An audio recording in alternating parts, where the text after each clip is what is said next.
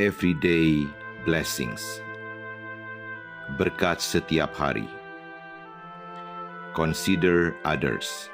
Pertimbangkan orang lain. Filipi 2 ayat 1-4 berbunyi demikian. Nasihat supaya bersatu dan merendahkan diri seperti Kristus. Jadi, karena dalam Kristus ada nasihat, ada penghiburan kasih, ada persekutuan roh, ada kasih mesra, dan belas kasihan. Karena itu, sempurnakanlah sukacitaku dengan ini. Hendaklah kamu sehati sepikir, dalam satu kasih, satu jiwa, satu tujuan.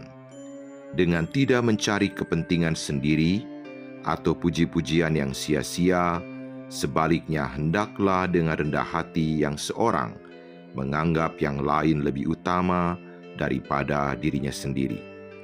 Dan janganlah tiap-tiap orang hanya memperhatikan kepentingannya sendiri, tetapi kepentingan orang lain juga.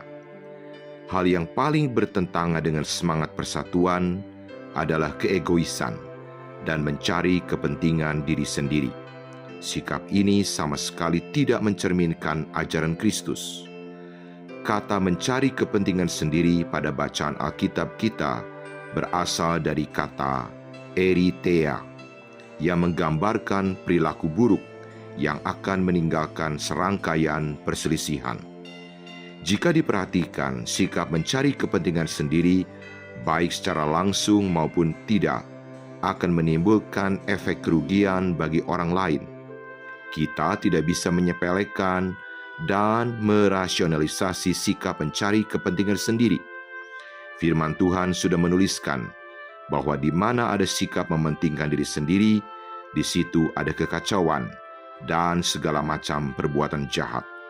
Orang yang egois akan mengabaikan kebenaran. Roma 2 ayat 8 dituliskan, tetapi murka dan geram kepada mereka yang mencari kepentingan sendiri, yang tidak taat kepada kebenaran, melainkan taat kepada kelaliman. Kita harus menyadari panggilan kita adalah untuk memperhatikan orang lain. Di lain waktu, ketika motivasi kita digerakkan oleh ambisi egois atau mencari kepentingan diri sendiri, pertimbangkanlah orang lain terlebih dahulu. Mungkin bisa dimulai dari orang terdekat kita, seperti anak, pasangan, atau orang tua kita.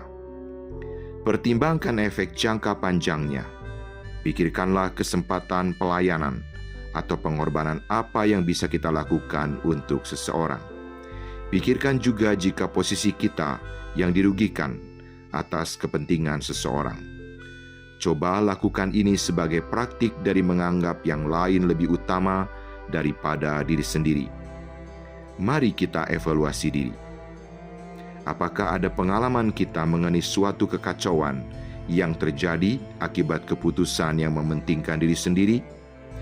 Apa yang bisa kita usahakan sebagai praktik dari menganggap yang lain lebih utama daripada diri kita sendiri? Misi kita menyadari bahwa sikap mencari kepentingan sendiri membuat kita berada di posisi berlawanan dengan Allah.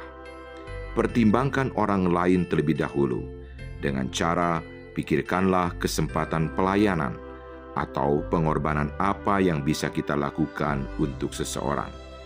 Pikirkan juga jika posisi kita yang dirugikan atas kepentingan seseorang.